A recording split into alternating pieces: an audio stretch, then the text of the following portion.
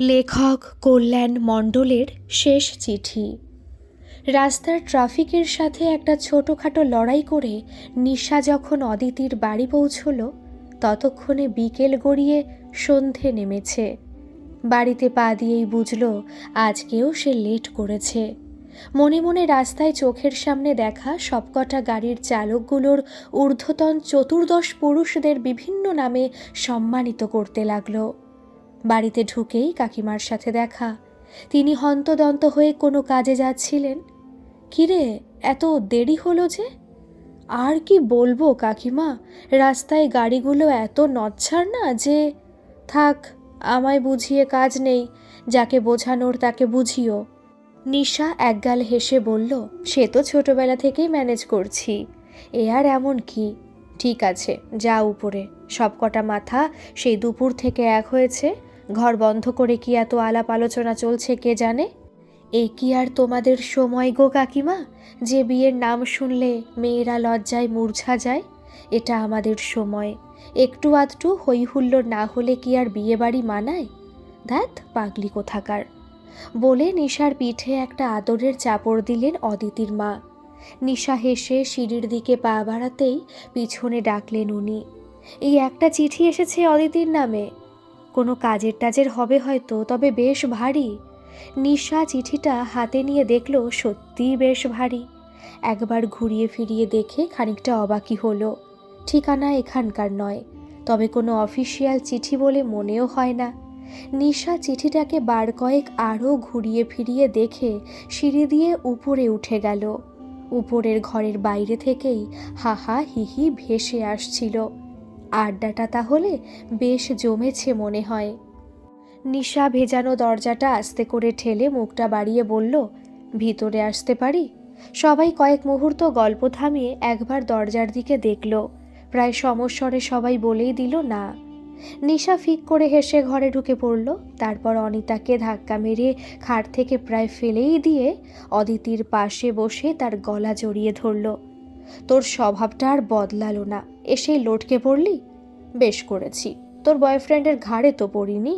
সবাই একদমক হেসে নিল, আর যাকে উদ্দেশ্য করে বলা সে ব্যাপারটা খুব একটা ভালোভাবে নিল না। কেন রে, নিজেরটা থাকতে আমারটার দিকে নজর কেন? নিশার মনে পড়ল আজ সারা দিনে সে একবারের জন্য পার্থকে ফোন বা মেসেজ করেনি। না, রাতে বাড়ি ফিরে এই ডিউটিটা সেরে ফেলতে হবে। উফ, এত কাজ একসাথে সামলানো যায়? নিশা মনে মনে ভাবছিল। কিরে, কোথায় হারিয়ে গেলি? কোথায় আবার? কোনো ফ্যান্টাসিতে হারিয়ে গেছে দেখ। আমার তো আর খেয়ে দে কাজ নেই যে দুধের স্বাদ ঘোলে মেটাবো, নিশা বলল। ঘরে আবার হাসির ঝড় বয়ে গেল। নিশাটা ছোট থেকেই এরকম, মুখে কোনো কথা আটকায় না। দেখতে শুনতে খুব একটা খারাপ নয়, তবে মুখ বাপ রে বাপ। পার্থটা যে কি করে একে ট্যাকেল করে কে জানে। ছেলের এলেম আছে বলতে হবে, মনে মনে ভাবছিল অদিতি। তারপর একরকম ধাক্কা মেরেই নিশাকে বলল, এই দেখ না, কোন মেহেন্দির ডিজাইনটা ভালো মানাবে। নিশা এক প্রকার অচেতন মনে বলেই ফেলল, ব্যাপার কি মেয়ের? এই তো 1 মাস আগেও বিরহ ব্যথায় প্রাণ যায় যায় অবস্থা। কথাটা বলে নিশা বুঝল সে মস্ত বড় ভুল করে ফেলেছে। ঘরে উপস্থিত সবাই নিশার দিকে ভর্ৎসনা দৃষ্টিতে দেখছিল, আর অদিতির মুখ দেখলে বোঝাই যাচ্ছিল কে যেন তার ফর্সা মুখে একরাশ চুন কালি মাখিয়ে দিয়েছে। নিশা বুঝল আর একটু হলে ব্যাপারটা হাতের বাইরে চলে যেত। না, সামলাতে হবে। নিশা অদিতির হাত থেকে ডিজাইনটা কেড়ে নিয়ে বাছা বাছা কয়েকটা ছবি দেখালো। কিন্তু কাকে দেখানো? নিশা বুঝল কাজ যা হবার হয়ে গেছে। ওরা আরও কিছুক্ষণ ঠাট্টা ইয়ার্কি করার চেষ্টা করলো, কিন্তু কিছুই যেন আর জমল না। কাটা কাটা ভাবে কয়েকটা কথার পর একে একে সবাই বিদায় নিল। শেষে পড়ে রইল শুধু নিশা। কিরে, এরকম ম্যাদা মেরে গেলি কেন? ওই রাস্কেলটার কথা চিন্তা করছিস এখনো?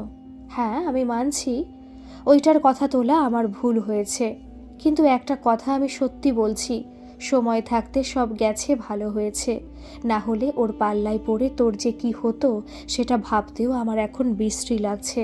শালা মজা লোটার বেলায় ও গো কি গো, আর খিদে মেটে যেতেই কেল্লা ফতে। এরকম শিরদাঁড়াহীন লোফার পুরুষ মানুষদের ধরে আচ্ছা করে দেওয়া দরকার। এরাই কিনা আবার বিয়ে করার সময় বলে তাদের কিনা মেয়ে নাকি একদম আন করা চাই। নিশা, তুই কি থামবি? কি থামবো?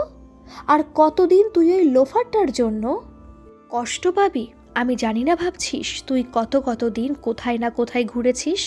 ওর বাড়ি থেকে শুরু করে লাইব্রেরি, ইউনিভার্সিটি, এমনকি যেখানে টিউশন করাতো।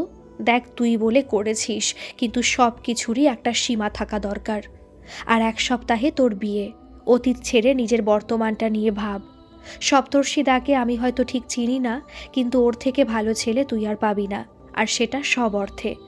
অদিতি মাথা নিচু করে আঁচলটা আঙুলে জড়াচ্ছিল। তুই কিছু শুনছিস আমি কি বলছি? অদিতি মাথা নেড়ে জানালো সে শুনেছে। কিছুক্ষণ পর অদিতি নিজেই বলল, শোন না, আমার মাথাটা বড্ড ধরেছে, আজ না হয় থাক, বুঝলি? নিশা কিছুক্ষণ সন্দেহের দৃষ্টিতে অদিতির দিকে দেখে তারপর উঠে পড়ল। ঠিক আছে সখী, আজকের জন্য তোমায় আমি মুক্তি দিলাম। কালকে অফিস থেকে 1 সপ্তাহের ছুটিটা বাগিয়ে নিতে হবে। আফটার অল আমার বেস্টির বিয়ে বলে কথা। উত্তরে অদিতি মুখে একটা হাসি উপহার দিল, কিন্তু সেটাও ছিল প্রাণহীন। নিশা চলেই যাচ্ছিল, হঠাৎ কি মনে পড়ায় আবার ফিরে দাঁড়ালো। দেখেছিস, এর মধ্যেই ভুলেই গেছিলাম, তোর একটা চিঠি এসেছে, এই নে। অদিতি চিঠিটার দিকে দেখল, কিন্তু নেবার জন্য হাত বাড়ালো না। নিশা হয়তো বুঝতে পারল, তাই সে অদিতির বিছানার পাশে ডেস্কের পাশে ফেলল। একটু হেসে বলল, দেখে তো বেশ ভারী মনে হলো। দেখ, আবার সপ্তর্ষিদা তোর বিরহতে উপন্যাস লিখে পাঠালো কিনা। অদিতি হেসে বলল, যা তো, আমায় জ্বালাস না। হ্যাঁ হ্যাঁ, এখন তো আমাদের আর ভালো লাগবে না। নিশা চলে যেতে অদিতির আবার সেই একাকিত্বতে পেয়ে বসল। মাথাটা এবার সত্যি যন্ত্রণাতে ছিঁড়ে যাচ্ছিল। অদিতি উঠে বসে ফ্যানটা জোরে চালিয়ে দিল, জানলাগুলো খুলে পর্দাগুলো টেনে দিল। তার বেডরুমের সাথে অ্যাটাচড বাথরুম আছে, সেখানে গিয়ে বেসিনে ঠান্ডা জলে মুখে চোখে ঘাড়ে জল দিল। ফিরে এসে বিছানায় শুয়ে পড়ল। শাড়ির আঁচলটা টেনে বুকের ওপর বিছিয়ে দিল। না, অস্বস্তি বোধটা তাও যাচ্ছে না। ঘুরে ফিরে সেই একটা ছেলের কথাই মনে আসছে, দেবার্ঘ। অদিতির জীবনে ছেলে বন্ধু সেরকমভাবে দেখতে গেলে হয়তো হাতে গোনা যাবে, তবে তারা ছিল বন্ধুই। এমন নয় যে তারাও চেষ্টা করেনি, তবে একটা সময় পর সবাই বুঝে গেছে এ শক্ত জিনিস। আসলে সত্যি বলতে সে নিজেও কেন জানি না এই রকম ছেলেদের অপছন্দ করত। কেন রে বাবা, আগে নিজেকে প্রতিষ্ঠিত কর, অন্তত সেটা না থাক, একটা চরিত্র থাকা দরকার। নাকি না একটু আধটু হেসে কথা বলতেই সব চারিত্রিক বৈশিষ্ট্যের জল কাদা হয়ে যেত। তাই নিজের সমবয়সী সব ছেলেকেই একসময় ওরকম মনে হয়েছে। তবুও মাঝে মাঝে নোটসের খাতায় চিঠি, বাড়ির আশেপাশে অকারণে দুপুরবেলা সাইকেলের ঘণ্টি, এমনকি তারই কোনো বন্ধুকে কিছু লোভ দেখিয়ে নিজের দূত করে পাঠানো, এসব চলত। কিন্তু সত্যি অদিতি এতে পাত্তা দেয়নি। একবার নিশা পর্যন্ত বলেছিল, তুই হলে গিয়ে আলফা ফিমেল, আর ওই ছোকরাগুলো সব বিটা। সে কি আকর্ষণ রে বাবা! আর আমরা সব গামা, না পজিটিভ না নেগেটিভ। নিশাটা ওই রকমই। অদিতি অন্ধকারেই অল্প হাসল, কিন্তু এই দেবার্ঘর বেলায় সমস্ত কিছু উল্টো পথে চলতে থাকলো। ওর সাথে প্রথম আলাপ ইউনিভার্সিটিতে। প্রথমবার দেখে নিশা বলেই ফেলেছিল, এ যে কার্তিক ঠাকুর রে। পরে অবশ্য আরও অবাক হয়েছিল যখন জানতে পেরেছিল যে এই ছেলেটাও তো তাদের ক্লাসের। পরে একে একে সবার সাথে আলাপ হলে ওর সাথে হয়নি। সে নিজেও এগিয়ে আসেনি, নিজের আশেপাশে সে একটা গণ্ডি বানিয়ে নিয়েছিল। তাই অদিতির অভিমানে একটু লেগেছিল বইকি, কারণ তার রূপের অহংকার না থাকুক, একটা প্রচ্ছন্ন আভিজাত্য ছিল। তাই একটু ক্ষুণ্ণ সে হয়েছিল। এরই মাঝে সপ্তাহখানেক সে ক্লাসে যেতে পারেনি, তাই কিছু নোটস দরকার ছিল। সেটা সে বাকিদের কাছে চাইলেই পেত, কিন্তু সে দেবার্ঘর কাছেই চাইল। বলছি, তোমার নোটসটা একটু দেবে? আমি আগের সপ্তাহে ক্লাসে আসতে পারিনি। দেবার্ঘ কিছুক্ষণ তার দিকে তাকিয়েছিল। না, মুগ্ধ দৃষ্টিতে নয়, উল্টে চেনার চেষ্টা করছিল। তারপর কি যেন ভেবে খাতা এগিয়ে দিল। তারপর আবার নিজের পড়াতে ব্যস্ত হয়ে গেছিল। অদিতি প্রায় অবাক বিস্ময়ে তাকিয়েছিল ছেলেটার দিকে। কি এক অবাক টানে প্রায় চলে যেত সে দেবার্ঘর কাছে। প্রথম প্রথম সে একটু এড়িয়ে চলত, কিন্তু শেষমেশ ধরা দিয়েছিল।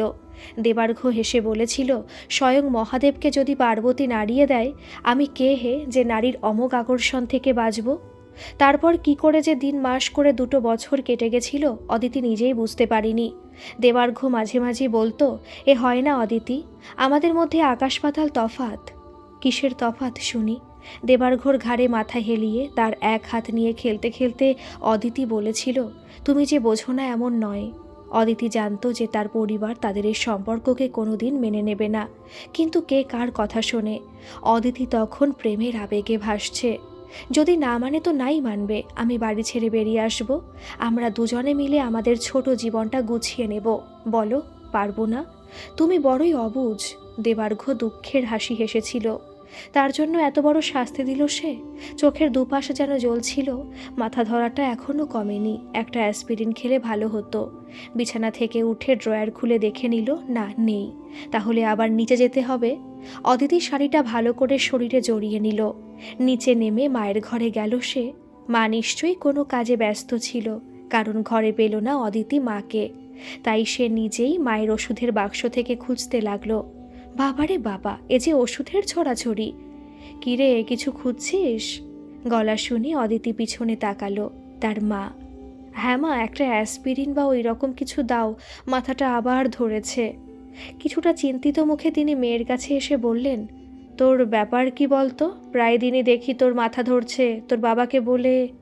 ওহ মা, তুমি একটু তাড়াতাড়ি দাও, আমার দাঁড়িয়ে থাকতে ভালো লাগছে না, আর তোমাকে এত ছোট ছোট বিষয় নিয়ে ভাবতে হবে না। উনি হেসে বললেন, ভাবি কি আর সাধে? যেদিন নিজে মা হবি সেদিন বুঝবি কত জ্বালা। যাগ্গে, নিচে এসেছিস যখন খেয়ে যা একেবারে। না মা, খিদে নেই। উনি একবার সন্দেহের দৃষ্টিতে মেয়ের দিকে দেখে অদিতির মাথায় বুকে হাত রাখলেন। কিরে, তোর শরীর ঠিক আছে তো? অদিতির সত্যি দাঁড়িয়ে থাকতে কষ্টই হচ্ছিল। না মা, আমার কিছু হয়নি, এমনি শরীরটা ভালো লাগছে না, আজ আর কিছু খাবো না। তা বললে কি হয় মা? এরকম খালি পেটে রাত কাটালে পেটে পিত্তি পড়বে। তার উপর আজ বাদে কাল তোমার বিয়ে। এখন তুমি শরীর খারাপ করে বসলে তোমার বাবা আমার উপর চোটপাট করবে। 1 গ্লাস দুধ পাঠিয়ে দিচ্ছি, খেয়ে নিও। ঠিক আছে, পাঠিয়ে দাও, বলে সে মায়ের ঘর থেকে বিদায় নিল। সত্যি কথা বলতে কি, অদিতি ভেবে দেখেছে ছোট থেকেই ভালোবাসা, আদর বা স্নেহ কোনো কিছুরই অভাব তার ছিল না, এখনও নেই। অদিতিরা 2 ভাই বোন, সে আর তার দাদা। বাবা IRS-এর অফিসার, এখন রিটায়ার করেছেন, কিন্তু ছোট থেকেই তার বাবাকে বাড়িতে কম বাইরে বেশি দেখেছে। তবে যতক্ষণ বাড়িতে থাকতেন ছেলে মেয়েকে নিয়ে খেলাতে মেতে থাকতেন। তখন দেখে কে বলবে, ইনি যখন অফিসে থাকেন তখন ছোটোখাটো অফিসার থেকে বড় বড় পলিটিশিয়ান সবাই ভয়ে সমীহ করে চলতো। তবে ছোট থেকেই অদিতি বাবার কাছে আর তার দাদা মায়ের কাছে বেশি আদর পেয়েছে, যেরকমটা সাধারণে হয়ে থাকে। দাদা জয়েন্ট দিয়ে খড়গপুরে IIT-তে, তারপর জোকা IIM থেকে MBA করে দিল্লি গেল, সেখানেই এখন সেটেল। ওখানে এসে বিয়ে করেছে মোহিনীদিকে, মারাঠি মেয়ে। একটা ছোট্ট ফুটফুটে ছেলে আছে, নিমো। মা প্রথম দিকটায় একটু ক্ষুণ্ণ হয়েছিলেন, কিন্তু ছেলের উপর বেশি দিন রাগ করে থাকতেও পারেননি। ওরা পুজোর সময় প্রত্যেকবারই আসে। মোহিনীদির সাথে অদিতির গলায় গলায় ভাব, কিন্তু মোহিনীদি এখনও বাংলা বলতে পারে না, যার জন্য মায়ের দুঃখের শেষ নেই। আর দাদার তেমন কোনো গরজ নেই শেখানোর, তাই অদিতি দায়িত্ব নিয়েছে বাংলা শেখানোর। আর মজুরি হিসাবে সে মোহিনীদির কাছ থেকে মারাঠি শিখবে, কিন্তু সেটা কথার কথা। শিখতে বসে দুজন দুজনের উচ্চারণ শুনে হেসে লুটিয়ে পড়ে, তাই শেখা কারোর আর হয়ে ওঠেনি। তবে দাদা এখন সম্ভবত সিঙ্গাপুরে। মাকে ফোন করে আসা না আসা নিয়ে কি যেন বলেছিল। মা তারপর বড় একচোট ঝেড়েছে দাদাকে। এখন শুনছে কালকেই নাকি ওরা আসছে ফ্লাইটে। এই সম্পর্কটা একরকম হঠাৎ আর প্রায় জোর করেই করা। দেবার্ঘ যখন কিছু না বলে কয়ে প্রায় রাতারাতি চলে গেছিল, তখন অদিতির অবস্থা প্রায় পাগল পাগল। দিন নেই রাত নেই, সে শুধু খুঁজে বেরিয়েছে দেবার্ঘকে। নিজের মনকে বারবার বুঝিয়েছে এরকম কোথাও চলে যাবার ছেলেও নয়, হয়তো আমাকে ভয় দেখানোর জন্য এরকম লুকোচুরি খেলছে। অদিতি ঘন্টার পর ঘন্টা কাটিয়েছে সেই সব জায়গায় যেখানে গেলে ওকে পাওয়া যেতে পারে। হেন কোনো বন্ধু নেই দেবার্ঘর যে সে যায়নি, কিন্তু সব জায়গা থেকেই খালি হাতে ফিরতে হয়েছে। রাতের পর রাত সে শুধু কেঁদেছে, ভগবানের কাছে প্রার্থনা করেছে একটি বারের জন্য যাতে তাকে দেখতে পায়। অদিতির এই রকম অবস্থা দেখে তার মা ভয় পেয়ে গেছিলেন। প্রায় মেয়ের ঘরে এসে তিনি ওর মাথায় হাত বুলিয়ে বলতেন, বল মা, কি হয়েছে তোর? কেউ কিছু বলেছে তোকে? অদিতি তবু চুপ করে গেছে। না, কোনো মতেই সে দেবার্ঘর ব্যাপারে বলতে পারবে না।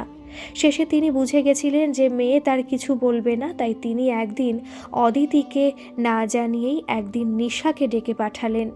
নিশা প্রথমে কিছু বলতে চায়নি, তবে অদিতির এই অবস্থা সেও চোখে দেখতে পারছিল না, তাই শুরু থেকে সব কিছুই সে জানিয়ে দিল। উনিও বিচক্ষণ মহিলা, এই ব্যাপারে একটা কথাও তিনি কাউকে বললেন না। রাতে স্বামীকে সব ব্যাপার স্পষ্টভাবে জানিয়ে দিলেন। সাথে এটাও বললেন, নিজের মেয়েকে বাঁচাতে যদি চাও ওর বিয়ের ব্যবস্থা করো, না হলে কিন্তু। বাকিটার ওনাকে বোঝাতে হয়নি। পরের দিনই ডেকে পাঠালেন অদিতিকে। একান্তে পাশে বসিয়ে স্নেহময় হাত ওর মাথায় রেখে বললেন, মা, জীবনে আমরা সবাই ভুল করি, আর যাই হোক দিনের শেষে আমরা মানুষ তো। তুমি যা করেছো তা ঠিক না ভুল সেই বিষয়ে আমি কিচ্ছু বলবো না, তবু এটা বলবো নিজের দিকটা একটু দেখো।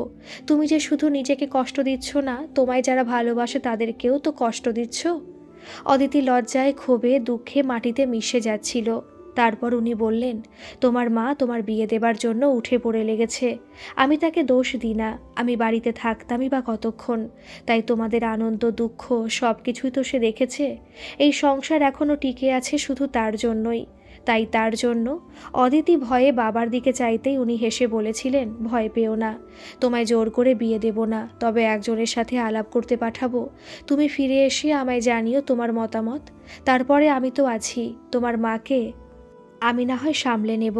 অদিতির চোখ গাল তখন জলে ভেসে যাচ্ছে। ছি মা, কাঁদে না, তোমরা হলে সংসারের লক্ষ্মী, তোমাদের চোখের জলে সংসারে অমঙ্গল হয়। আর একটা কথা, অতীতকে আমরা কখনো ভুলি না বা ভোলাও উচিত নয়। প্রত্যেকটা ঘটনা আমাদের কিছু শিক্ষার অভিজ্ঞতা দিয়ে যায়, আর আমি মনে করি সবার জীবনে কিছু ভালো অভিজ্ঞতার সাথে খারাপ অভিজ্ঞতা থাকা দরকার, সেটা আমাদের কাজেই লাগে। অদিতি আর কিছু বলেনি। কিছুক্ষণ বাবার মুখের দিকে দেখে চুপচাপ সেখান থেকে উঠে চলে গেল। আর তার কয়েকদিন পরেই সে দেখা করেছিল সপ্তর্ষির সাথে। তবে এই ছেলেটি তাকে বিস্ময়ের চরম সীমায় ফেলে দিয়েছিল, কারণ তার চিন্তায় বাধা পড়ল। দরজায় কেউ ঠক ঠক করছে। খুলে দেখে তার মা, হাতে দুধের গ্লাস। আবার তুমি কেন? কারোর হাত দিয়ে পাঠিয়ে দিতে পারতে, বলে সে আর অপেক্ষা না করে ঘট ঘট করে দুধটুকু শেষ করে গ্লাসটা ফেরত দিয়ে দরজাটা বন্ধ করে দিল। মা এখন ঘরে ঢুকলে যত রাজ্যের সংসারের কথা, আজ অন্তত সেসব কথা শুনতে ইচ্ছে করছে না। মাথাটা এখনও টিপটিপ করছে। এতক্ষণে সত্যি বিরক্ত লাগছে। ওষুধ কোনো কাজ করেনি, আজ রাতটা ভোগাবে মনেই হচ্ছে। দরজা লক করে রাতের ড্রেসে চেঞ্জ করে পাখাটা ফুল স্পিডে চালিয়ে বিছানায় শরীরটা এলিয়ে দিল। তবে এসব চেষ্টা বৃথা। কয়েক ঘন্টা এপাশ ওপাশ করে শেষে উঠে বসল। আচ্ছা, জ্বালা হয়েছে তো, কতক্ষণ আর এরকমভাবে শুয়ে থাকা যায়? মাথা টিপটিপটা কমেছে, কিন্তু এই ঘুমের যে 12টা বেজে গেছে। অদিতি ঘরে লাইটটা জ্বালল। বাইরে কোনো শব্দ পাওয়া যাচ্ছে না। সবাই আজকের মতো কাজে ইতি দিয়েছে তাহলে। ঘড়ির দিকে দেখে বুঝল রাত 1টা বাজে। ঘরের কয়েকটা জিনিস নাড়াচাড়া করতে গিয়ে অদিতির চোখে পড়ল চিঠিটা। এটার কথা তো সে ভুলেই গেছিল। নিশা যখন রেখে গেছিল তখনও অতটা পাত্তা দেয়নি, দেবার মতো অবস্থা ছিল এমনও নয়। তাই অগত্যা চিঠিটা হাতে নিয়ে অদিতি বিছানায় বসে পড়ল। সত্যি চিঠিটা বেশ ভারী। ভুল ঠিকানায় আসেনি তো আবার চিঠি? সে তো ভেবেই পেল না তাকে কে চিঠি লিখতে পারে, তাও আবার এই ইন্টারনেটের দুনিয়ায়। কারণ অফিসিয়াল চিঠি যে এটা নয়, অদিতি সেটা হাতে নিয়েই বুঝেছিল। তাই কিছুক্ষণ দোনামনা করে অবশেষে খুলল সে। প্রথমেই সাদা খাম থেকে খান কয়েক চাবি তার পায়ের কাছে পড়ল। সেটাকে তুলে অদিতি অদ্ভুত নজরে দেখল চাবিগুলোর দিকে। নতুন নয় এগুলো, সম্ভবত অনেক সময় ধরে ব্যবহার হয়েছে। সে চাবিগুলো পাশে রেখে চিঠিটার দিকে নজর দিল। বেশ লম্বা চিঠি। হাতে নিয়ে চোখ বোলাতেই মনে হলো তার পায়ের তলা থেকে পিঠের শির দ্বারা বেয়ে কে যেন অজস্র কাটা ফুটিয়ে দিয়েছে। এ হাতের লেখা সে চেনে। এটার কারণ নয় দেবার্ঘর। 2 হাতে দুমড়ে মুচড়ে সে ছুঁড়ে ফেলে দিল সেই কয়েকটা কাগজ আর চাবি। রাতের অন্ধকারে মেঝেতে চাবির আওয়াজ কয়েক হাজার গুণ জোরে বেজে উঠল। অদিতি বুঝতে পারল রাগে বিদ্বেষে তার চোখে নাকে মুখে রক্ত জমেছে, আঙুলের মাথা ঘেমে উঠেছে, সারা শরীরে গরম আভা বইছে বুঝতে পারল সে। বুকের ধকধক তার কানে আসছিল। তার দৃষ্টিতে মনে হচ্ছিল এই চিঠি যেন তার জীবনের অভিশাপ হয়ে ফিরে এসেছে। এরকমভাবে কতক্ষণ কেটে গেছিল সে নিজেও জানে না, কিন্তু মনে মনে সে ঠিক করে ফেলেছে আজকের শেষ দেখেই ছাড়বে। উঠে পড়ে সে দুমড়ানো কাগজটা তুলে আনলো, খুলে সে পড়তে বসল। অদিতি, আমি জানি হয় তুমি চিঠিটা সম্পূর্ণ পড়বে, আর না হয় পড়ার আগে ছিঁড়ে খুঁড়ে ফেললেও আমি অবাক হব না, কারণ তোমার উপর অত্যাচার কম আমি করিনি। তার জন্য তুমি আমায় যা শাস্তি দেবে আমি তা সত্যি নিতে রাজি। তুমি হয়তো আমার এই কথাটা পড়ে হাসছো এখন, শাস্তি পাবার জন্য তো আমায় আবার সশরীরে উপস্থিত থাকতে হবে, সেটাই বা হবে কি করে, সে কথা এখন থাক। তোমার বেশি সময় নষ্ট করব না, যতই হোক তোমার বিয়ে। আশা করি তোমার বিয়ের আগেই হয়তো তুমি এই চিঠি পাবে। এখন নিশ্চয়ই তুমি অবাক হচ্ছ যে আমি কি করে জানলাম। সেই কথায় সময় মতো আসা যাবে। তার আগে আমার এই হঠাৎ অদৃশ্য হয়ে যাবার কারণ কি? আজ যখন লিখতে বসেছি তোমার সব প্রশ্নের উত্তর আমি দেব। তোমার মনে আছে সেই দিনটার কথা যেদিন তুমি আমাদের বাড়ি এসেছিলে? অদিতি চিঠিটা বন্ধ করে চোখ বুজল। কি করে সে ভুলবে সে দিনটার কথা, তার জীবনের সবথেকে অভিশপ্ততম দিন। অন্তত আজ তাই মনে হয়। অদিতি দেখেছিল সে নিজের ফ্যামিলি সম্পর্কে সব কথা বললেও দেবার্ঘ নিজের বেলায় এড়িয়ে যেত। প্রশ্ন করলে হু হা কিছু বলে অন্য কথায় চলে যেত। একদিন সে চেপেই ধরেছিল দেবার্ঘকে। অনেক অনুনয় বিনয় শেষে অভিমান রাগ আর যখন তাতেও কাজ হয়নি চোখের জলে সেটা হয়েছিল। শেষ পর্যন্ত রাজি হয়েছিল একদিন নিয়ে যাবার জন্য। অদিতি সেদিন হাওয়ায় ভেসে বেড়াচ্ছিল যেন। দেবার্ঘ সেদিন তাকে দেখে হেসে বলেছিল, আজ মনে হয় দেবী মাটিতে নেমে এসেছে এই গরিবের ভিটেতে পা রাখার জন্য। অনেক অলিগলি ঘুরে বাগবাজারের প্রায়ন্ধকার এক গলির শেষে চুন সুরকি বেরিয়ে যাওয়া মৃতপ্রায় বাড়ির সামনে দাঁড় করিয়েছিল অদিতিকে। অদিতির কষ্ট হচ্ছিল সেখানে দাঁড়িয়ে থাকতে। রাস্তায় নর্দমা বলে কিছু নেই, কুকুর বেড়ালে ময়লা আবর্জনা টেনে টেনে রাস্তায় একাকার করেছে। আলো এই গলিতে তেমন ঢুকতেই পারে না, তাই একটা স্যাঁতসেঁতে ভাব রয়ে গেছে। আর থেকে থেকে কেমন যেন একটা বোটকা গন্ধ ভেসে আসছিল। অদিতি বাধ্য হয়েছিল আঁচল মুখে চাপা দিতে। তাকে দাঁড়িয়ে থাকতে দেখে দেবার্ঘ বলেছিল, তাড়াতাড়ি ভিতরে আসো, না হলে মাথায় ইট পড়লেও পড়তে পারে। অদিতি ভয়ে ভিতরে ঢুকে পড়েছিল। ভিতরেও তেমন অন্ধকার। তার হাতটা ধরে দেবার্ঘ কয়েকটা গলির মতো পার করে একটা ঘরের সামনে নিয়ে এসে তালা খুলল। মাথা নিচু করে এসো, না হলে ধাক্কা লাগতে পারে। ভিতরে লাইটের সুইচ টিপতে ঘরটা দেখেছিল আসবাবের বালাই নেই। থাকার মধ্যে একটা খাট, একটা হাতল ভাঙা চেয়ার আর তিনটে আলমারি বইয়ে ঠাসা। একপাশে পাম্প করা স্টোভ আর কিছু রান্নার জিনিস ছড়িয়ে ছিটিয়ে রাখা। বিছানা সকালে ঘুম থেকে ওঠার পর আর যে হাত দেওয়া হয়নি তা বোঝাই যায়। কিছুক্ষণ চুপ থেকে দেবার্ঘ নিজেই বলেছিল, কি ভাবছো? ভাবছো তোমাকে কোন নরকে নিয়ে এলাম? অদিতি সত্যি কি বলবে বুঝতে পারিনি। এই ঘরে কি করে একজন মানুষের পক্ষে থাকা সম্ভব? ঘরে আলো বাতাস খেলে না, দেওয়ালে সে কোন আদ্যিকালে রং পড়েছিল তার ঠিক নেই। জায়গায় জায়গায় ইট দেখা যাচ্ছে। উপরে সিলিং দেখে ভয় হয় এই বুঝি মাথায় এসে পড়ল। তবুও সে দেবার্ঘর খারাপ লাগবে ভেবে সে হেসে বলল, হ্যাঁ একটু অসুবিধা হবে, তবে আশা করি বছর খানেকের মধ্যে মানিয়ে নেব। দেবার্ঘ অনেকক্ষণ তার দিকে তাকিয়েছিল, শেষে হেসে বলেছিল, তুমি বড্ড ছেলে মানুষ। দেবার্ঘর এই হাসি দেখলে তার গা জ্বলে যেত, যেন মনে হতো কেউ বিদ্রূপ করে তার ভুল দেখিয়ে দিচ্ছে। সে প্রায় জোর করেই দেবার্ঘকে বুকে টেনে বলেছিল, আমি সব পারবো, শুধু তুমি একবার সাহস করে ডেকে দেখো। মুখ তুলে দেখেছিল সে দেবার্ঘর মুখ। সেখানে কিছু হারানোর যন্ত্রণা ছিল। তোমায় আমি যে বোঝাতে পারি না কেন তা আমি নিজেই জানি না। অদিতির সেই একরোখা জেদ, রাগ চেপে বসেছিল। এত কিছুর পরেও না, তার চোখ ফেটে জল আসছিল। রাগে আক্রোশে সে দেবার্ঘর জামা ধরে টান মারতেই পটপট করে বোতাম ছিটকে পড়েছে। প্রত্যেক মুহূর্তে তার জেদ চেপে বসছিল তার মাথায়। তার হালকা হালকা মনেও পড়ে দেবার্ঘ বার কয়েক বৃথা চেষ্টা করেও ছিল, কিন্তু পারেনি। এই দুর্দান্ত ঝড়ের হাতে সে হার মেনেছিল। তার ভিতরের ঝড় যতক্ষণে থেমেছে সে নিজেকে ভেজা পাতার মতো লেপ্টে থাকা অবস্থায় দেবার্ঘর বুকে পেয়েছে, 2 হাতে আলিঙ্গনবদ্ধ। কি এবারেও কি আমায় বিশ্বাস হয় না? হয়, অবশ্যই হয়। এক কি অজানা আনন্দে অদিতির মন ভরে ওঠে। বিকেল গড়িয়ে সন্ধে নামে। শেষে দেবার্ঘ নিজেই বলেছিল, এবার ওঠো, বাড়ি যাবে না, সবাই চিন্তা করবে যে। সত্যি কথা বলতে অদিতির ইচ্ছা ছিল না, একরকম জোর করেই তাকে পাঠিয়েছিল দেবার্ঘ। অদিতি কথা দিয়েছিল পরের দিনে সে আসবে, কিন্তু সেই তার সাথে দেবার্ঘর শেষ দেখা। অদিতি চোখ খুলে আবার চিঠিটা পড়তে শুরু করলো। সত্যি করে বলছি, তোমাকে সেদিন আমি নিয়ে গেছিলাম তোমার ভুল ভাঙার জন্য, যে তোমার আর আমার দুনিয়ার আকাশ পাতাল তফাত। তোমাকে আমি ভয় পেতাম, তোমার রূপ, তোমার ভালোবাসা। ভয় হতো এই মূল্যবান জিনিস আমি রাখবো কোথায়। কত কত রাত আমি নিজেকে বুঝিয়েছি যে এরকমভাবে আমি কারোর জীবন নষ্ট করতে পারি না। তুমি হয়তো ভাবছো আমি আবার ডায়লগ দিচ্ছি, তা ভাবতেই পারো, কিন্তু সেদিন তুমি আমার সমস্ত সাজানো যুক্তি ভেঙে দিলে। এখন হয়তো তোমার হাসি পাবে, কিন্তু সেদিন আমিও তোমাকে নিয়ে অন্য একটা জীবনের স্বপ্ন দেখেছিলাম। জানি না আমার জীবনে কয়েক মাসে যদি বিশেষ কিছু ঘটনা না ঘটতো তাহলে হয়তো তোমায় বিয়ে করার দুঃসাহসিক কাজটাও করে ফেলতাম। যাই হোক, কাজের কথায় আসি। তুমি সেদিন চলে যাবার পর আমার বাড়িতে একজন অতিথি আসে, ঠিক অতিথি নয়, বলতে পারো পাওনাদার।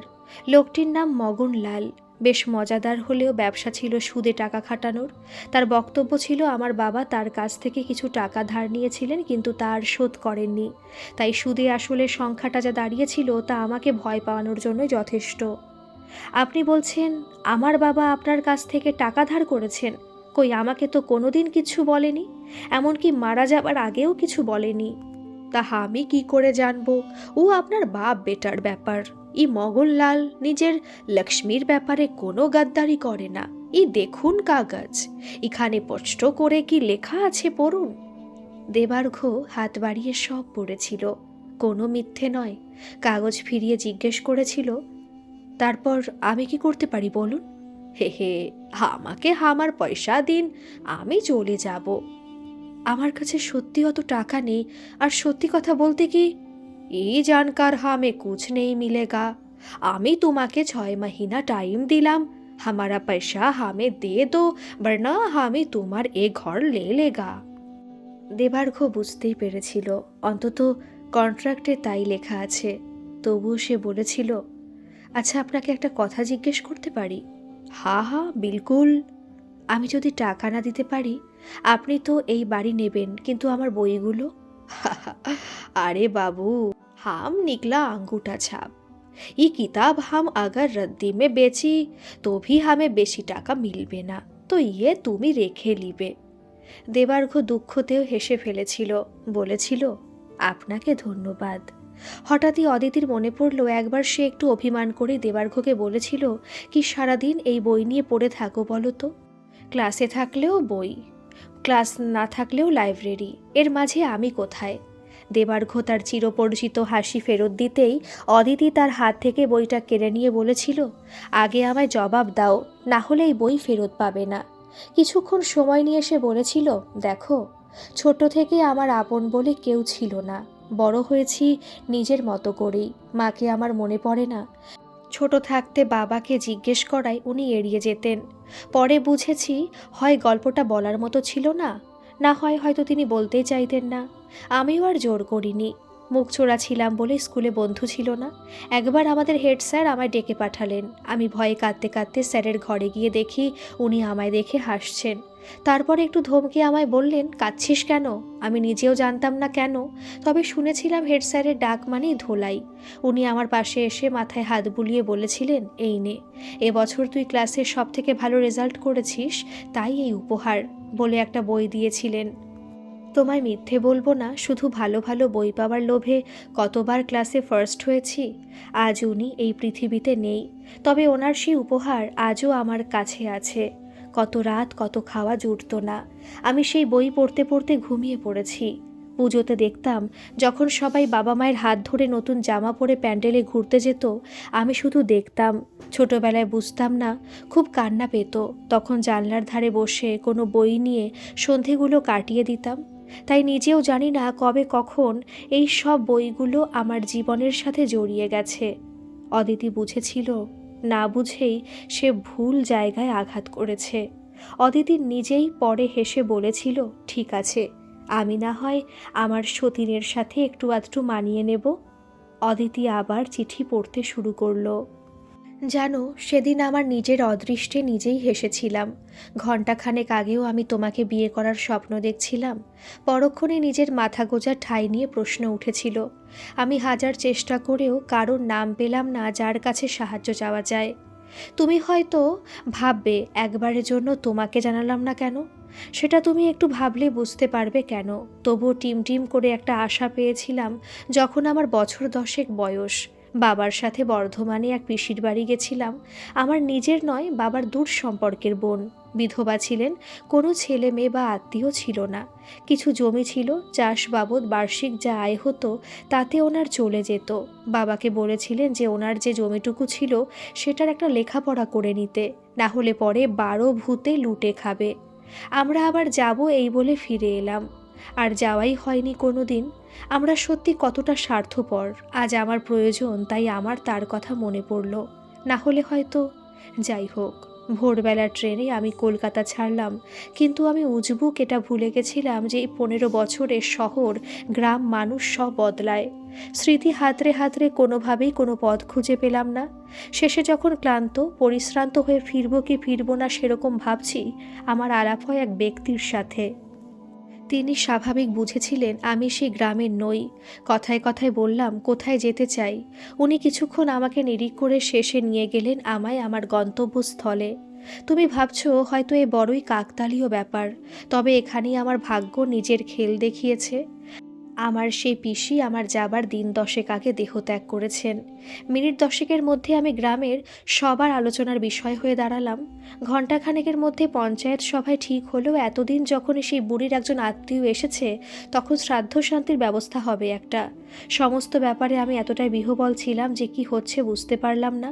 যখন বুঝলাম ততক্ষণে আর পিছিয়ে যাবার উপায় নেই। গ্রামের চণ্ডী মণ্ডপের সিঁড়িতে বসে বুঝলাম এই বুঝি ছিল আমার ভাগ্যে। বেশ নাটক চলছিল। সারাদিনের ক্লান্ত দেহে এবার খিদে জাগিয়ে বসেছিল। মন্দিরের থামে হেলান দিয়ে কখন যে শুয়ে পড়েছিলাম খেয়াল নেই। ঘুম যখন ভাঙল তখন সন্ধে গড়িয়ে রাত নেমেছে। নিশুতি রাতে ঝিঝি পোকার ডাক, দূরে কোথাও জেনারেটরের একটানা আওয়াজ ভেসে আসছিল।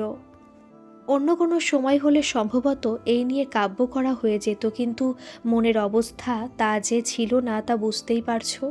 ইতিমধ্যে আমার জামায় টান অনুভব করতে দেখি বছর 7-8 একটি বাচ্চা মেয়ে আমার দিকে অবাক দৃষ্টিতে তাকিয়ে। কিছু বলবে? দেবার্ঘ হেসে জিজ্ঞেস করেছিল মেয়েটিকে। মেয়েটি তবুও কিছু বলেনি, চুপচাপ তাকিয়েছিল তার দিকে। দেবার্ঘ কিছুক্ষণ সময় নিয়ে আবার বলল, আচ্ছা তুমি বলতে পারবে এখানে কোথাও ছোটোখাটো দোকান আছে কিনা? মানে খুব খিদে পেয়েছে বলে নিজের পেটে হাত রাখলো। মেয়েটি একবার তার দিকে আর একবার তার হাতের দিকে কিছুক্ষণ দেখে কোথায় দৌড়ে পালিয়ে গেল। দেবার্ঘ ভাবল আশেপাশের কোনো বাড়ির মেয়ে, হয়তো তাকে নতুন দেখে একটু কৌতূহল হয়েছিল, সেটা মিটিয়ে গেল। দেবার্ঘ আবার নিজের চিন্তাতে মগ্ন হলো। কিন্তু বেশিক্ষণ থাকতে হলো না। বিকেলের দেখা সেই লোকটিকে আবার দেখা গেল। কি পিসির জন্য মন খারাপ নাকি? হ্যাঁ, না সেটা ঠিক নয়, আমি ভাবছিলাম অন্য কথা। লোকটা তার পাশে এসে বসল। বলেন কি মশাই? দেবার্ঘ তারপর ধীরে সুস্থে এখানে আসার কারণ সহ সমস্ত কথা খুলে বলল। লোকটি কিছুক্ষণ কি ভেবে বলল, আপনার মশাই ভাগ্যটাই খারাপ। এই যে মন্দিরে আমরা বসে আছি এটাই আপনার পিসিমার জমি, তাই বুঝতেই পারছেন। দেবার্ঘ শূন্য দৃষ্টিতে কিছুক্ষণ অন্ধকারের দিকে চেয়ে রইল। আমি বলি কি, আপনি রাত থাকতে এই গা ছেড়ে চলে যান। আপনার এখানে আসার কারণ টের পেলে গ্রামের লোক কিভাবে নেবে জানি না। দেবার্ঘ সেটাই উচিত হবে ভেবে উঠে পড়তে যাচ্ছিল, তখনই সেই মেয়েটির দেখা। 2 হাতে ঢেকে কিছু এনেছে, মন্দিরের প্রসাদ সম্ভবত, কয়েকটা কাটা ফল। দেবার্ঘ হাত বাড়িয়ে কয়েকটি তুলে নিল। পাশে বসে থাকা লোকটিকে জিজ্ঞেস করেছিল, এই মেয়েটি কি এখানেই থাকে? বেশ কাজের মেয়ে। উত্তর যা পেয়েছিল সেটা মোটেই প্রত্যাশিত ছিল না। জানো অদিতি, মেয়েটি বোবা আর কালা। মেয়েটির পিতৃ পরিচয় কেউ বলতে পারে না। হঠাৎই একদিন গ্রামের লোক স্টেশনে একটি বছর 3 মেয়েকে কাঁদতে দেখে আবিষ্কার করে মেয়েটি এখানের নয়। অনেক চেষ্টার পরও যখন তারা এর মুখ থেকে কোনো কথা বের করতে পারে না, তখন এরা বুঝে গেল যে হয়তো এদের ভাষা বোঝে না বা হয়তো বোবা। গভীর রাতে কেউ একে রেখে পালিয়েছে। এমনি আমাদের দেশে এখনও ঘরে ঘরে মেয়ে জন্মালে পরিবারবর্গর নাক কুঁচকে যায়, তাতে এ আবার জন্মগত মুখ বধির। কে বিয়ে করবে একে? সারা জীবন বাড়িতে বসে হাড়মাস জ্বালাবে, তার থেকে বিদায় করো এই হতচ্ছাড়িকে। গ্রামের কেউ যখন এগিয়ে এলো না, এমনকি সেই পঞ্চায়েত যা কিনা আমার স্বর্গীয় পিসিমার শ্রাদ্ধ শান্তি করার জন্য উঠে পড়ে লেগেছিল, তারাও নয়, তখন আমার পিসিমায়ের দায়িত্ব নিয়েছিল। আজকে পিসিমা না থাকায় সেই মাথার উপর স্নেহের হাতটুকুও হারিয়ে গেছে। তাই এখনও এই মন্দিরের আশেপাশেই ঘুরে বেড়ায় সেই মায়ার টানে। কি অদ্ভুত, তাই না অদিতি? আমরা প্রত্যেক বছর লক্ষ লক্ষ টাকা খরচ করে দুর্গাপুজোর আসর বসাই, প্রতিযোগিতা করি কাদের প্যান্ডেল কত সুন্দর, কত জাঁকজমকপূর্ণ। মায়ের পায়ে লুটিয়ে পড়ি নিজেদের ভালোটুকু কামনা করে। আর উল্টো দিকে এই আমাদের নমুনা। কোথাও কি একটা ফাঁক থেকে যাচ্ছে না? আমার হাজার হাজার বই পড়া জ্ঞান পথ হারিয়েছে এই প্রশ্নের উত্তর দিতে গিয়ে। যাই হোক, তাকে জিজ্ঞেস করলাম আমার সাথে যাবে কি না। ও কি বুঝেছিল জানি না, এসে আমার হাতটা ধরেছিল। মধ্যরাতে আমরা দুই ভাই বোনে গ্রাম ছাড়লাম। এখন তুমি নিশ্চয়ই ভাবছো তাহলে আমি কলকাতা ফিরলাম না কেন? হয়তো এখানে আমার হারানোর মতো কিছু ছিল না, বা হারানোর সব কিছুই ছিল, তাই আর ফিরিনি। তুমি বলবে পাগলামি, আমি বলবো জীবনের এতগুলো বছর তো সুস্থ ছিলাম, এবার না হয় পাগলামি করলাম। সকাল সকাল আমরা গ্রাম শহর ছেড়ে বেশ অনেকটা দূরে চলে গেলাম। জানো, আমরা চা আর সিগারেট সহযোগে টেবিলে ঠুকে রবীন্দ্রনাথ থেকে ফ্রয়েড কোট করে খান কয়েক কাব্য ছেড়ে ভাবি ভালোবাসা প্রেমের 16 আনাই বুঝি জানা হয়ে গেছে। আমার সে হতচ্ছাড়ি বোনটি যখনই নিজের হাতে আমায় খাওয়াতে বসতো, আমি খেতাম কম, চোখের জল ফেলতাম বেশি। জীবনের এতগুলো বছরে খাওয়ানো তো দূরের থাক, কেউ ভালোবেসে থালাটাও এগিয়ে দেয়নি, সেখানে এ তো হাতে স্বর্গ। তবে তার কাছে বকাও কম খাইনি এই চোখের জল ফেলার জন্য।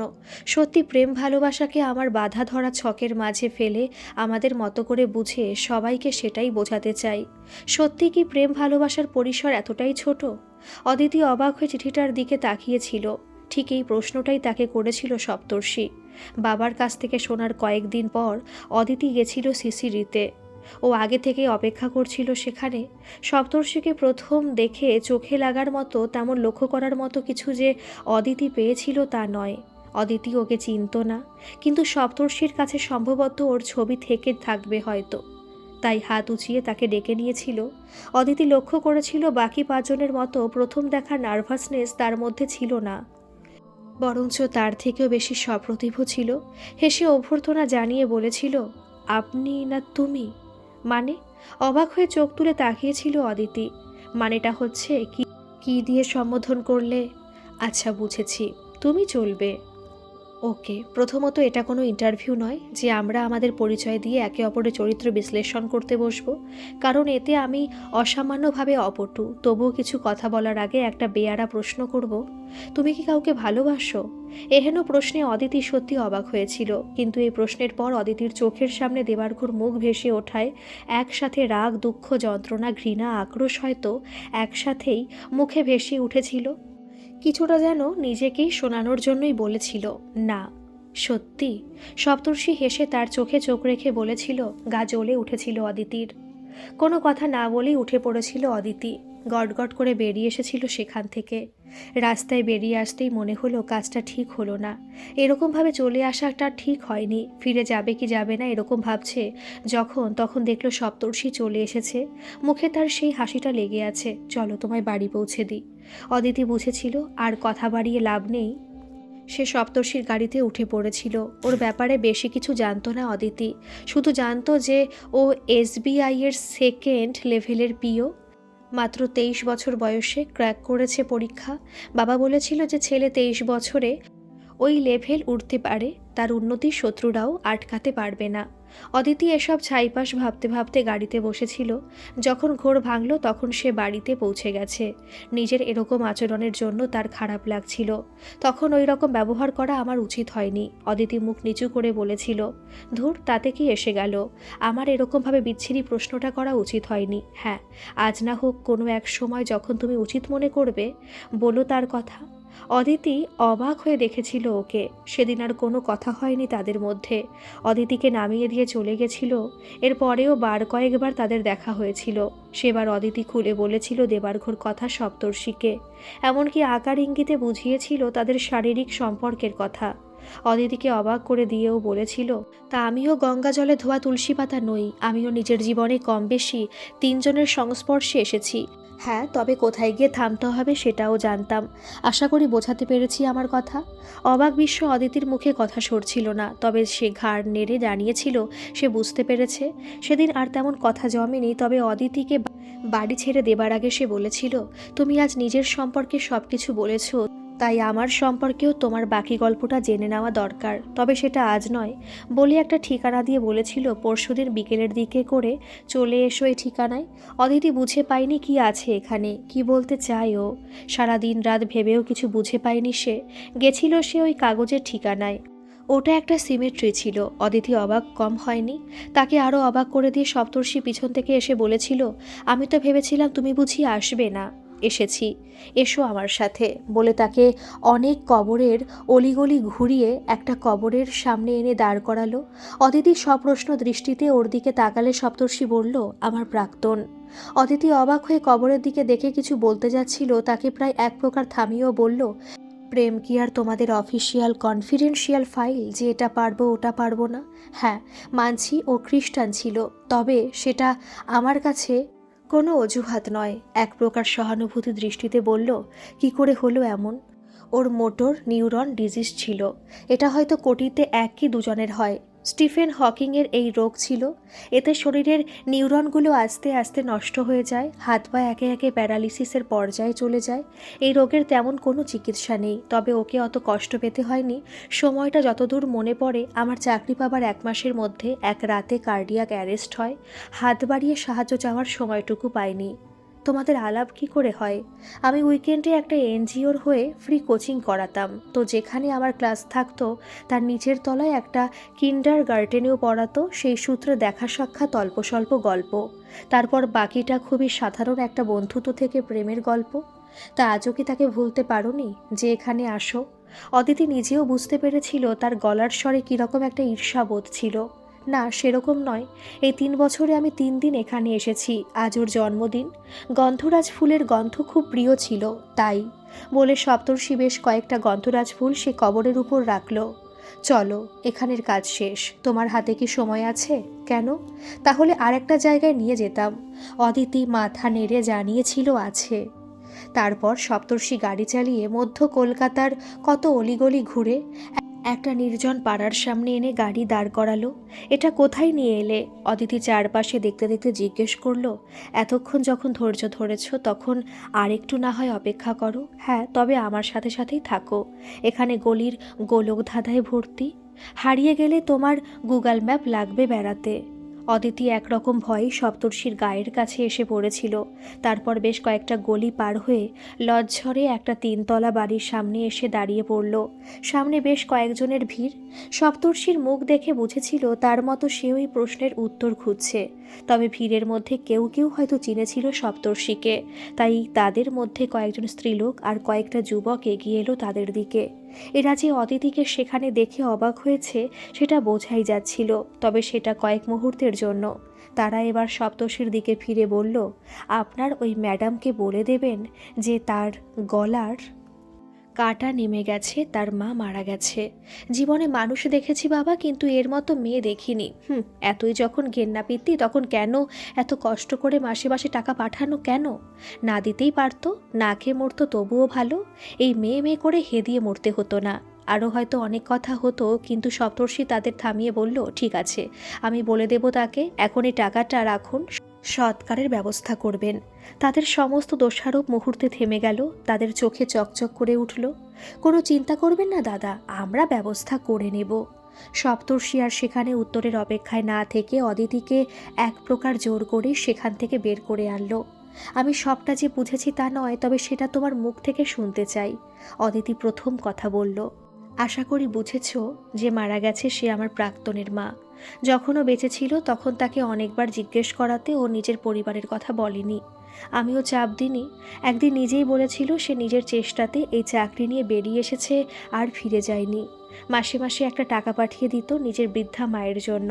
পরে তার মৃত্যুর খবর দিতে এখানে এসে বুঝি কেন সে এড়িয়ে চলতো। তবুও অনেক চেষ্টা করেও তাকে তার মেয়ের মৃত্যুর খবর দিতে পারিনি। তারপর একরকমে 3 বছর একটা নাটক করেই এসেছি। তিনি মারা যাবার আগেও জানতেন তার মেয়ে বেঁচে। সে একটা মিশনারি স্কুলের হেডমিস্ট্রেস। মেয়ে এখনও তার মাকে ভোলেনি, তাই বেঁচে থাকার রসদটুকু পাঠিয়ে দিত। আর আমি ছিলাম তার মেয়ের সেক্রেটারি, তাই একরকম আমি তাই ছিলাম। তবে আজ মনে হয় একেবারের জন্য ছুটি পেলাম। কিন্তু এটা কি ঠিক হলো? একজন মৃত মানুষকে এরা যা নাই তাই বলে অপমান করলো। হয়তো বাকি জীবন এরা ওকে অভিশাপ দেবে। অদিতির এই কথায় সপ্তর্ষি হেসে বলেছিল, ভালো বলেছ। রাত হলেই এদের পেটে যখন রঙিন জল পড়বে, মুখে মেকআপ নিয়ে, সপ্তর্ষির কথা শেষ হবার আগেই অদিতি প্রায় বিস্ফারিত চোখে ওর দিকে তাকাতেই, হ্যাঁ, তুমি যেই ভয়টা পাচ্ছ এটা সেরকম জায়গা। সপ্তর্ষি তার হাত না ধরলে সে হয়তো পড়েই যেত। মুহূর্তে তার জীবন যেন এক আকস্মিক ধাক্কায় দাঁড়িয়ে পড়েছিল। চোখে সে নীল দেখছিল, গা গোলাতে শুরু করেছিল। রাস্তার ধারে বমি করে ফেলল সে। সপ্তর্ষি ঠান্ডা জলের বোতল তার হাতে দেওয়ার চোখ মুখে জল দিয়ে একটাই কথা বলেছিল, আমি বাড়ি যাব। সপ্তর্ষি আর কথা বাড়ায় না। সারা রাস্তা সপ্তর্ষি কিছুই বলেনি, খালি বাড়িতে নামিয়ে দেবার আগে বলেছিল, আমারই বোঝা উচিত ছিল যে একদিনে তোমার পক্ষে এতটা নেওয়া সম্ভব হবে না। তবে তুমি যদি একে ভালোবাসা বা প্রেম বলো, আমি বলবো আমি জানি না। বইয়ে পড়া প্রেমের ব্যাখ্যার সাথে সবসময় যে জীবনের ভালোবাসা মিলবে তা নয়। অন্তত আমি নিজেই জানি না প্রেমের সংখ্যা। তবে প্রেম মানে আমি শুধু তুমি আর আমি বুঝি না। আমি বুঝি তোমার সবটুকু আমি নেব, আমারটা তুমি।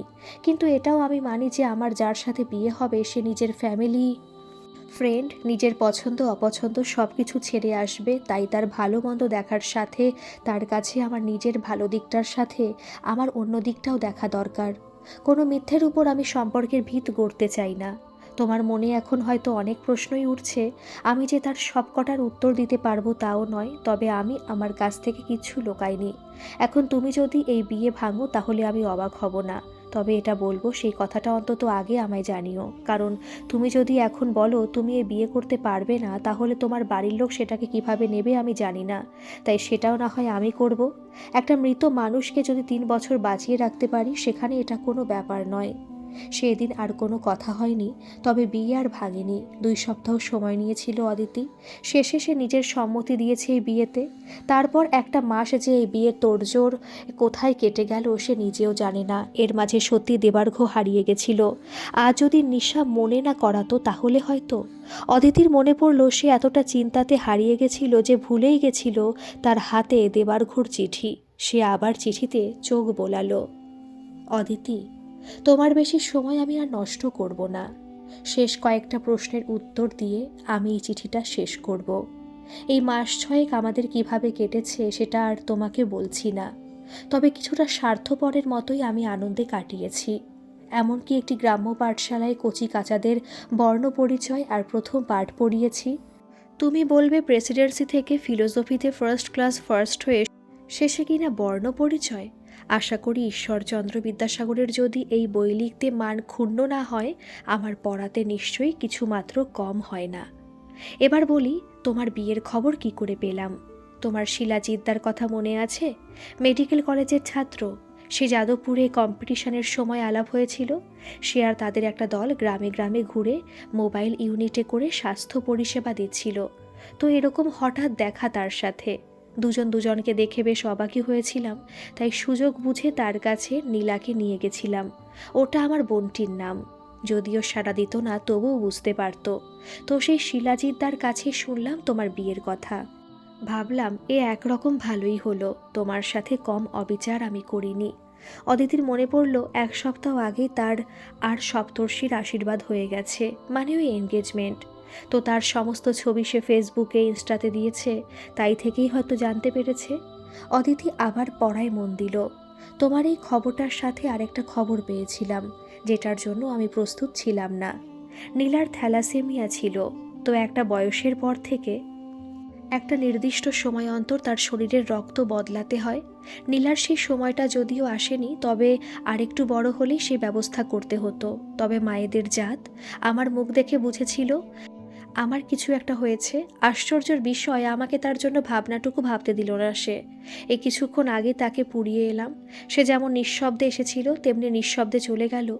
আমাদের সবাইকে কাজকলা দেখিয়ে সে ফিরে গেছে। ভিজে গায়ে স্টেশন মাস্টারের কাছ থেকে কাগজ পেন চেয়ে তোমাকে লিখতে বসেছি। সকালের রোদ আমার সাথে এখন লুকোচুরি খেলছে মেঘের আড়ালে। যাই হোক, কাব্য করার সময় আমাদের নেই, এ এক প্রকার ভালোই হলো। আমি সমস্ত বাঁধন থেকে মুক্ত হলাম। এবার শেষ করা যাক। হ্যাঁ, তবে তার আগে এই যে চাবি চিঠির সাথে তুমি পাবে, সেটার রহস্য তোমায় বলি। এই চাবিগুলো আমার বইয়ের আলমারির। তোমার বিয়েতে এটা আমি উপহার হিসেবে দিলাম। যদি এটা নিতে তোমার ঘৃণা হয় তাহলে নিও না। ওগুলোর ব্যবস্থা মগনলাল করে দেবে। এরপর তুমি হয়তো জিজ্ঞেস করবে, তারপর? আমি বলবো, থাক না, কিছু কিছু প্রশ্ন না হয় প্রশ্নই থাক। ইতি দেবার্ঘ। অদিতির চোখ থেকে টপ টপ করে জল পড়ছে। তার হাতে খোলা কাগজের ওপর। খোলা জানলা দিয়ে সকালের প্রথম রোদ এসে পড়েছে তার ঘরে। মেঝেতে পড়ে থাকা চাবিগুলোতে পড়তে সেগুলো রূপোর মতো চকচক করছে। আর হয়তো সেই রোদের সাথে লুকোচুরি খেলতে থাকা বাচ্চা মেয়েটা তখন অবাক হয়ে দেখছিল অদিতির মুখের দিকে। হয়তো তার কানে কানে বলছিল, আমাদের দুঃখ পেতে নেই। গল্পটি কেমন লাগলো অবশ্যই কমেন্ট করে জানাবেন, আর ভালো লাগলে একটা সাবস্ক্রাইব করে আমার পাশে থাকবেন। ধন্যবাদ।